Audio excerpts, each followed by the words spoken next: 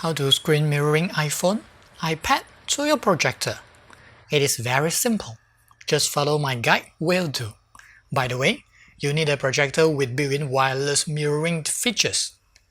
Blitzwolf BW-VP1 Pro is being used here. Else, a screencast device is needed.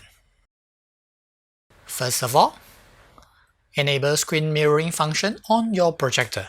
Then on your iOS device, go to Settings. Select Wi-Fi then. Look for mirroring device name. For my case, AirPlay is the one. Key in password and join it. Minimize settings then. After that, pull out the navigation bar from the bottom. You should be able to see AirPlay in the middle. Select it. Then select the mirroring device.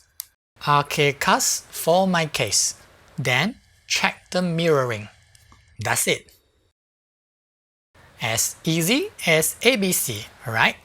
You can start to enjoy your favorite movie on the large projector screen through iPad, or play non-stop gaming all day long with iPhone.